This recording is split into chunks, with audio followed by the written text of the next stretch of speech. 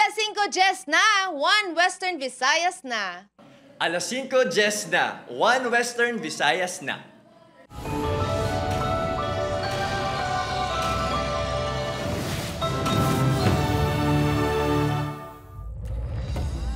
Mga balitang atong tutukan subong nga Webens, pagpangkakas ng campaign posters ng local candidates nga wala sa designated common poster area suguran na sang COMELEC buwas, Marso 28. Pila ka barangay sa Iloilo City wala sa gihapon makapangkakas sa makabig campaign posters sa government structures antes ang local campaign period buwas, March 28. Ginatudlong mastermind sa mga insidente ang pagpangawat sa Oton, Iloilo na dakpan sa drug buy-bust operation sang kapulisan. 50 anyos nga babae sa Bacolod City na scam sang mag-invest sa produkto nga kuntani maga-convert sang used engine oil sa premium oil apang harina ang iya nabaton. Duha ka kabataan nag-ako nga makapila na kabeses nga nagpatigayon sang hazing sa sulod sang patio sa Oton, suno sa kapulisan. Kag maximum heat index sa Iloilo City naglabos sa masobra 40 degrees Celsius. Oras ang klase sa mga bulutuan, gin-adjust. Ini ang GMA Regional TV, 1 Western Visayas.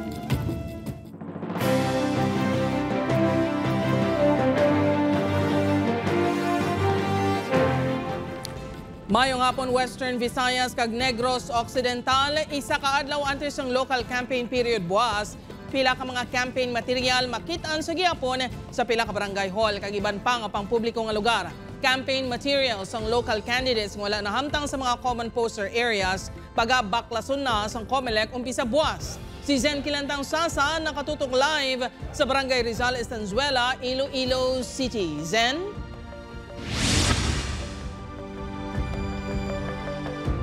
Dirt tanan nga illegally posted campaign materials ang pagkakakason sang Iloilo City COMELEC umpisa buwas kasunod sang pagsugod sang campaign period sa local candidates. Sa bisperas sang campaign period para sa local candidates, talalupang doon nga may mga naong sa gihapon sa mga kandidato nga nahamtang sa mga propiedad sang gobyerno. Kaangay na lang diri sa barangay hall sa General Hughes City proper. Sunod sa punong barangay, madugay na nga nakatapik ang mga tarpaulin. Apang plano nila nga pangkakaso ng mga ini, antes pa mag-operate ang COMELEC. Ang mga nagabutang dira nga mga poster ma'am baligay karon sa hapon ma'am kakason kada kay buwas ang deadline no sang COMELEC. May iban man nga streamer nga nakakabit sa mga landmark street signs kag mismo sa Barangay Health Center. Suno sa Iloilo City COMELEC, nakapahibalo na sila sa liga ng mga barangay kag mga local candidates nga pangkakason ng campaign posters sa mga propiedad sang gobyerno. Magapatuman sang nationwide operation baklas ang ahensya buwas sa diin malibot ang mga personnel sa National Highway kag mga barangay agud masiguro nga nasunod ang mga ini. In kaso madakpan nga nagalapas. Ang presumption na dira is nag-abuse ka sa state resources because gamit mo ang isa ka barangay hall as a public place no or a government structure no gimbutangan sang campaign material. Which is bawal. Isa pa sa ginakampanya sang COMELEC ang pagtap na sa vote buying kag vote selling.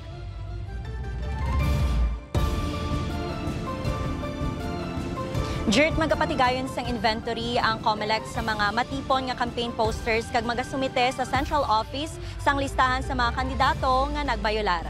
Dirt? Maramong nga salamat sa update kapo Zen Kilantang Sasa.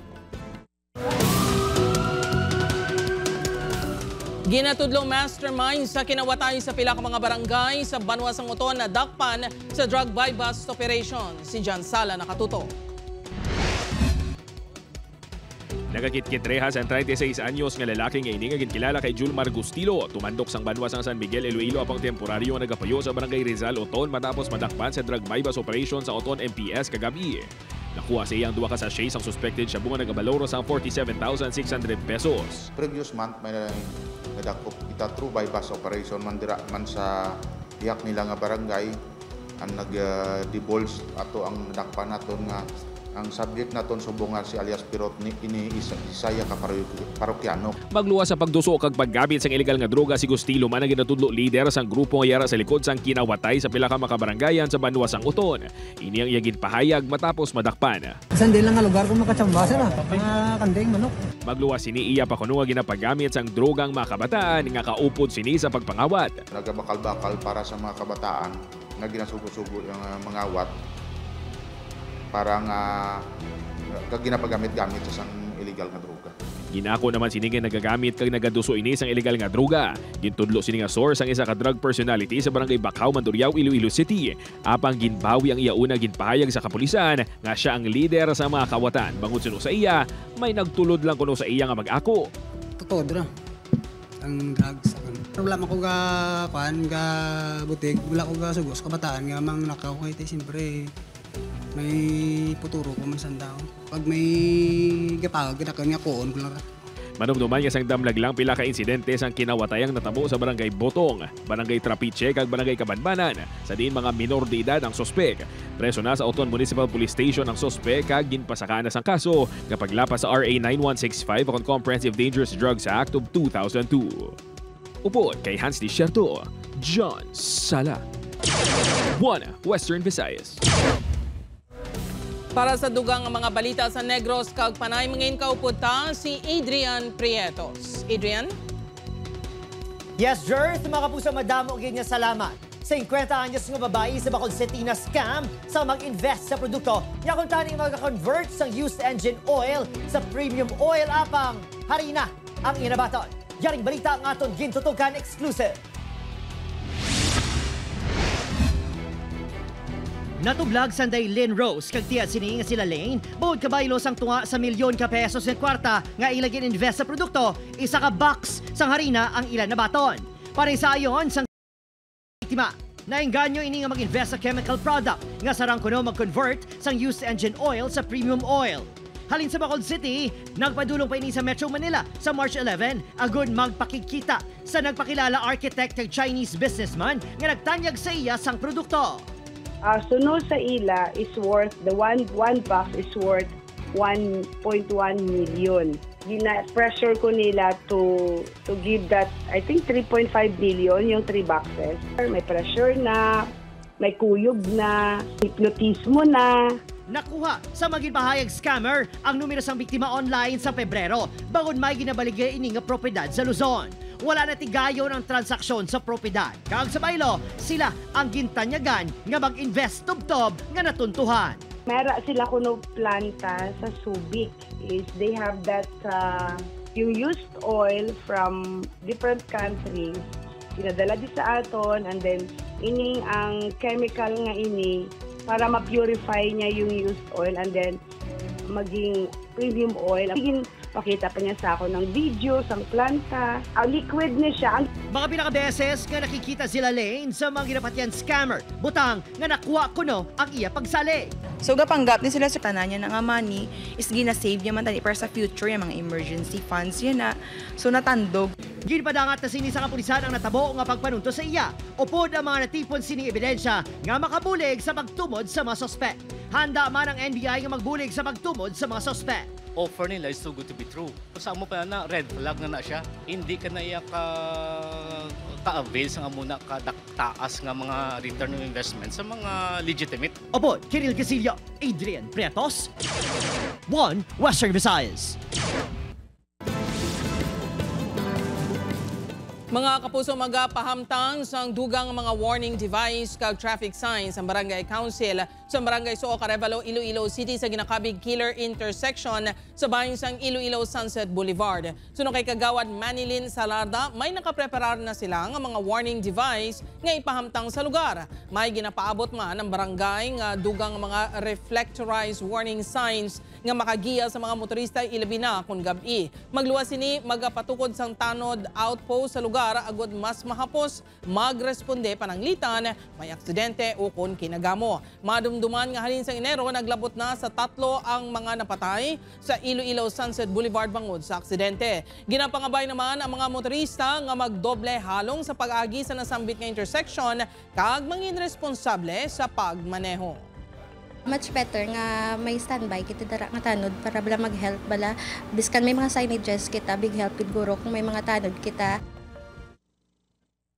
Sa dugang nga balita, duwa ka solterito nga natumod nga kaupod sang grupo nga nagpatigayon sang hazing sa patio sa Banwa sang Uton. Ginpaidalom na sa counseling sang MSWDO. Si John Sala nakatuto. Gin-turnover na sa Uton Police sa Municipal Social Welfare and Development Office at alias Nonoy 15 anyos kag alias Toto 17 anyos. Ang duwa ang mga miyembro sang gang nga nagpatigayon sang hazing sa sulod sang Catholic Cemetery sa Banwa. Sa ginistorya sang kapulisan gintuad sang mga ini nga makapila ka beses na sila nga nagpatigayon sang hazing sa patio. Suno sa ila, ara lang man sila pero wala kuno sila kahilabot. Dugang panihurdan, ang pinakauli nga hazing sa patio sang Uton ang natabo sa nagligad nga simana. Gintuad man sang duwa nga hindi lang mga taga-Uton ang ilang mga miyembro. Ang ilang nga leader kuno taga para Banwa sang Pabiya. May mga upod man sila di mga taga Banwa sang Tigbawan, pero ang iban halos hindi nila kuno kilala kung anong real name kundi ang mga kuanang nickname lang. Ang duwa ka mga minor de edad ang residente sa Barangay Poblacion East. Suno sa Barangay Secretary, madugay na nga problema sa barangay ang mga gang sang kabataan kung sa diin kabahin ang mga ini. May arada riot, may arada sa nagligad sa may Zone 1. May arada nga nagilinaway sila. May arada sila diga grupo-grupo. Tapos ang latest nito naligad adlaw dira sa may lapit sa high school bla daw may naginamo man da, it's because ang mga gang. Bangod sa insidente magluwas sa duwa ka mga kabataan igapaidalo man sa counseling ang ilang mga ginikanan kag mga upod sa panimalay. Panaog kita for the intervention sa barangay level kay kundi naka-reside ang mga bata to make sang plan man nga makaupod no ang parent, ang bata kag ang community para holistic ang aton nga approach sa intervention. Padayon pa sa karon ng pagkilala sa Uton MPS sa iban pa nga mga yara sa video. Bilang solusyon, mga deploy sang dugang nga police personnel sa patio. Upod kay Hans Desierto, John Sala. 1 Western Visayas. Mga kapuso na talana nga magpatigayon sang tribute ang mga supporter ni Anay Presidente Rodrigo Duterte sa ika-80 nga birthday sini Buas. Sa Iloilo City may motorcade nga ipatigayon. May ginaplano man nga mga aktibidad sa Bacolod City kag iban pa nga bahin sang Panay kag Negros. Samtang nagabot na kahapon sa The Hague, the Netherlands para magbisita sa Anay Presidente ang common law wife sini nga si Hanelet Avancenia upod ang ila anak nga si Veronica. Nagpasalamat ang Mag-Iloy sa tanan nga nagasuporta sa Anay Presidente. Si Veronica handom naman ang maayong alawas ang amay sa birthday. Samtang ginsumiter na sang ICC prosecutor ang mga ebidensya sa kaso nga murder nga crimes against humanity batok sa Anay Presidente sa Marso 21. Confidential pa sa karon ang mga ebidensya.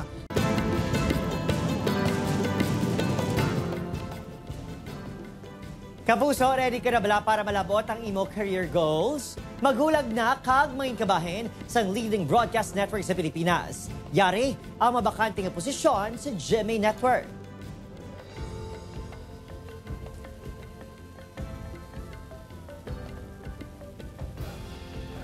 Sa mga interesadong aplikante, pwede ka mo magbisita sa www.careers.gmanetwork.com.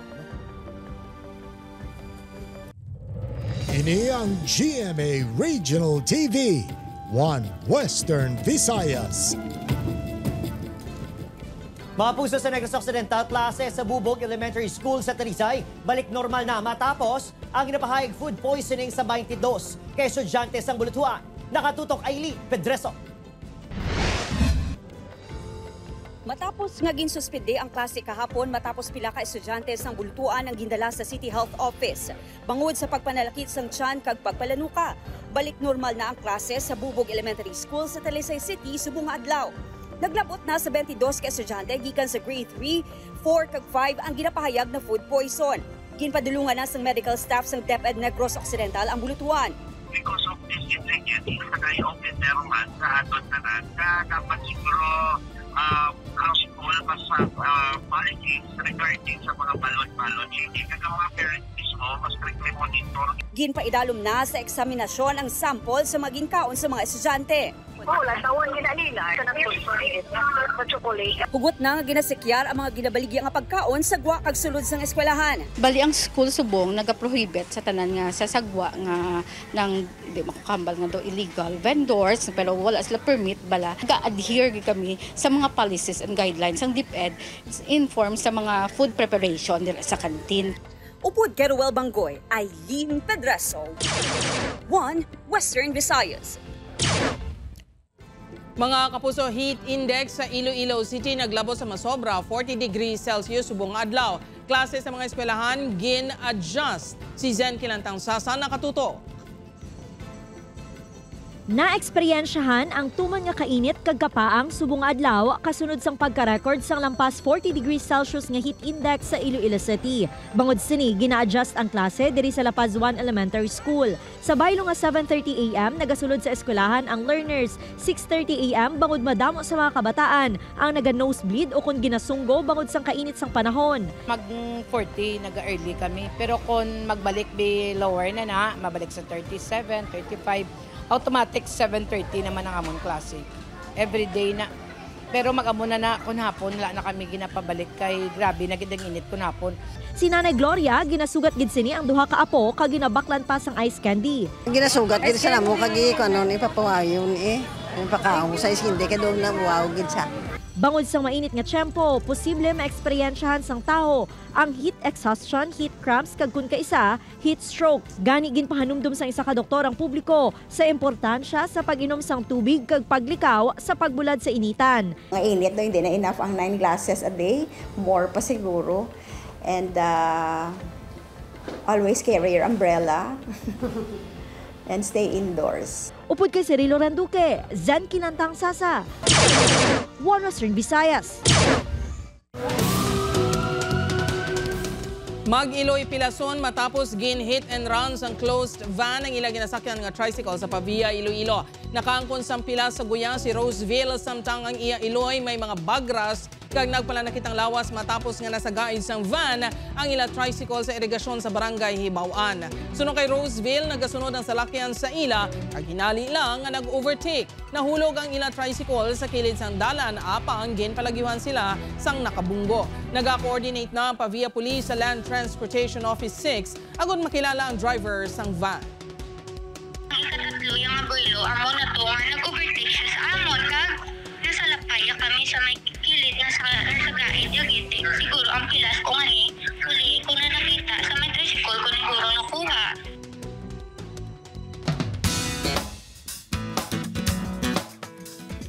Kapuso, masaksihan na karon sa gabi ang panibagong nga kabuhi sang bida nga si Lolong sa Lolong Pangil ng Maynila. Halin sa naandan, sini nga sitio Tumahan na magapasimbalad si Lolo nga si Kapuso Primetime Action Hero Ruru Madrid sa syudad. Lauman ang bago nga kabuhi kag baguman nga makarakter nga makaupod sini sa serye. Kasubong, nanday Tessie Tomas, Ketchup Eusebio, Wendell Ramos, Matt Lozano, Yasser Marta kag Ruel Santiago. Mangin kaapin bala sila o kung kaaway sang bida. Magakita ay pabalasan day Lolong kag psychic niya nga si Dakila. Bantayin na 8 p.m. sa GMA Network.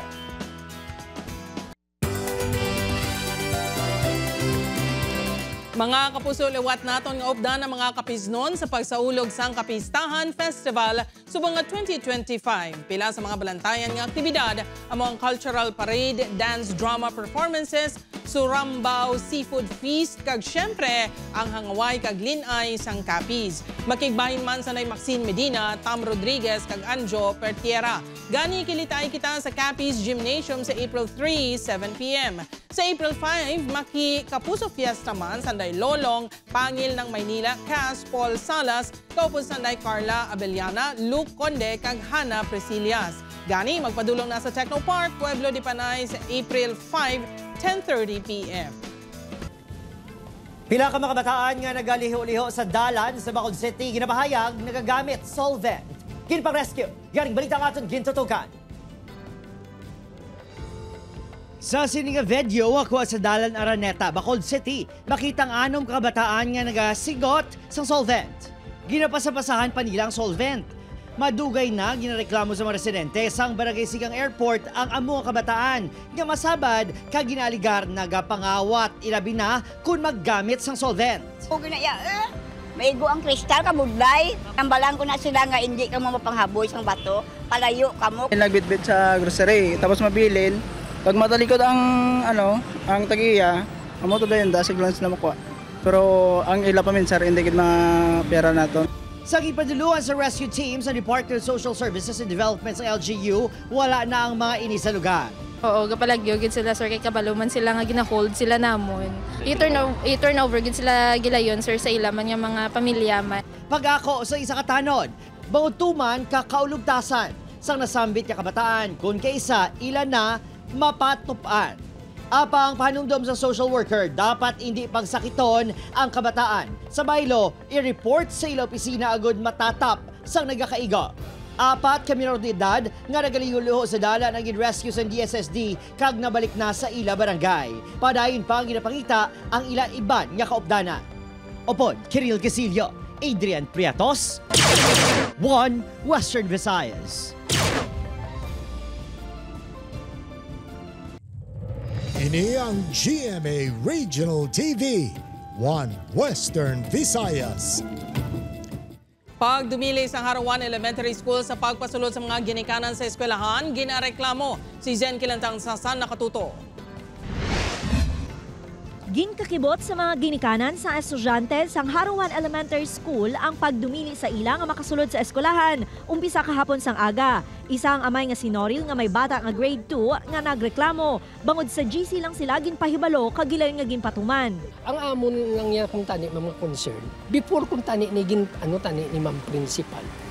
Nagistorya man tani kami anay Hindi bala? Kay basi kung may mga maayo man kami nga i-input sa iya plano nga pagpatuman sa sini nga bag-o nga polisiya. Sunod sa pila ka ginikanan, luyag kung tani nila nga madulong sa classroom ang mga kabataan. Bangod mabugat ang ila dala nga mga libro. Apang bangod sang polisiya sa eskwelahan, tubtub sa gate na lang ang mga ginikanan. Sunod sa school principal, ginpahugot lang nila ang security measures kasunod sang kaso sang isa ka learner nga ginaalagar tuyo nga iabdak sa gwa sang eskwelahan sang tinalikdan nga bulan. Ang pagdumili sa mga ginikanan sa pagsulod sa bulutuan, ang suhestyon man kuno sa mga otoridad. Wala kita nga siling ginabutangan natin sang limitations sa mga parents. Actually, it was an emergency. No? Because of a suggestion coming from the office, kag syempre may emergency bila nga i-inform mo 2 days before. Naka-issue na sadto sang gate pass ang eskwelahan sa mga ginikanan kag guardians sang learners agud ma-monitor ang mga nagasulod. Ginsapol naman kahapon ang mga ginikanan agud maathagan sa natabo. Nagalaom ang eskwelahan nga suportahan sang PTA ang patakaran sa eskwelahan. Upod kay Cirilo Randuque, Zen Kilantang Sasa, 1 Western Visayas.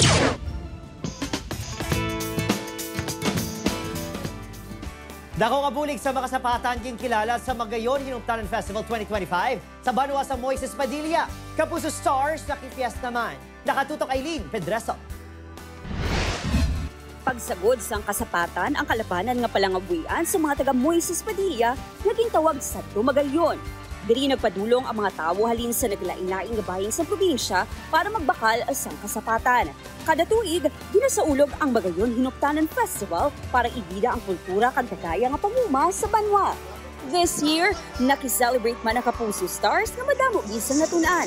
Ayan mga kapuso, nandito tayo ngayon sa Livestock, capital ng Pilipinas, ang bayan ng Moises Padilla. Pinangalan ng bayan na ito kay Moises Padilla bilang pagkilala sa kanyang ipinakitang katapangan at paninindigan. Isa pa sa ikinabubuhay ng mga taga rito ay ang pagtatanim ng kamoting kahoy. Maraming aktibidad ang inaabangan taon-taon gaya na lang ng parada kung saan nagsama-sama ang mga residente, suot ang makukulay nilang mga costumes katulad nito. Isa sa ginabantayan amo ang street dancing competition. Siyempre ang municipal grounds na puno sang fans na nagbonding sa Kapuso Stars kasabay John Rex. Bubble Gang cast Cheska Fausto. Althea Ablant. Kag Yasser Marta. Sobrang saya nila and game na game sila, kaya thank you sa time ninyo. Happy Magayon Hinungtanan Festival. Grabe, ang saya talaga. Like the crowd, everybody was really interactive. Energy ng mga taga-Magayon. Ako, parang ayaw ko na itigil yung performance ko. Napakasaya ng fiesta dito. Pag lagi kami nandito sa Negros Occidental, lagi lang fun yung mga tao, lagi lang silang nakikisaya, nakikisabay sa mga kanta. Thankful naman ang alkalde sa presensya sa Kapuso Stars. So we are very happy and satisfied provide sa amon subong nga entertainment. Upod Garuel Banggoy, Aileen Pedraso. 1 Western Visayas. Mga kapuso, 3 ka kumpirmado nga kaso sang measles o tipdas na record sa probinsya sang Iloilo subong nga tuig. Kampanya sang barangay batok sa tipdas mas ginpasangkad. Si Zen Kilantang Sasa nakatuto. Naglabot na sa 3 kapositibo nga kaso sang measles o tipdas ang nalista sang Iloilo Provincial Health Office subong nga tuig. Inang ginalakipan sang 31 anyos nga lalaki nga halin sa Ahoy, 16 anyos nga lalaki sa Cabatuan kag 11 ka bulan nga bata halin sa Pototan. Sa datos sang probinsya, naglabot sa 74% ang fully immunized children sang 2024, mas manubo sa 95% nga target nga mabakunahan nga mga kabataan. However, hindi tagin malapot-lapot ini gani amo ni nga sige taman pangampanya nga tani ang aton nga mga ginikanan padalagi nila sa sentro dalon ginilang ilang nga kabataan no nga magpa-immunize. Suno sa Iloilo PHO, ang tipdas ang makabig highly contagious o kung makalalaton pinaagi sa pag-ubo kag pagpangatsi.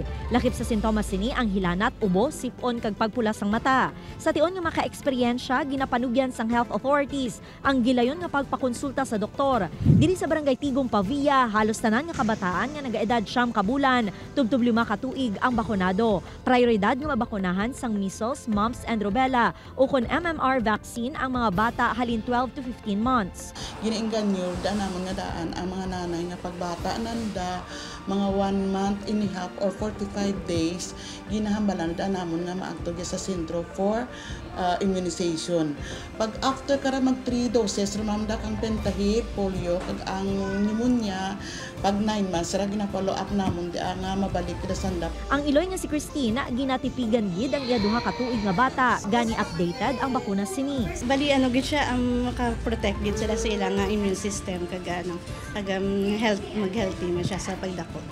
Magluwas sa MMR vaccine, mahimo man nga maka-avail sa mga rural health units sang polio, pertussis, tetanus, diphtheria kag iban pa. Nagapadayon man ang school-based immunization. Upod kay Marvin Lauderes, Zen Kilantang Sasa, 1 Western Visayas.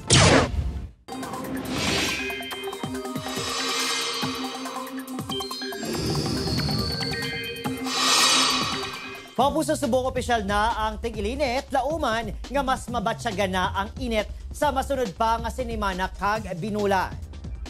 Ulihin resipatan ang low pressure area kung LPA masobra 2 ka 12 kilometro sa sidlangan sang Hinatuan, Surigao del Sur. Sunod sa pag-asa, nagapabilin nga manubong siyansa sini nga mangin bagyo apang padayon nga magapaulan sa pinakabahin sa Pilipinas. Magluwas sa LPA padayon gihapon ang pagluntad sa mainit nga easterlies nga posible man nga magdulot sa localized thunderstorms. Base sa datos sa Metro Weather, may chances ang ulan sa Antique, Iloilo, Guimaras, pati man sa Negros Island region. Mabasog ang ulan sa pinakalugar gani manginhanda sa posibleng pagbaha di gani landslide.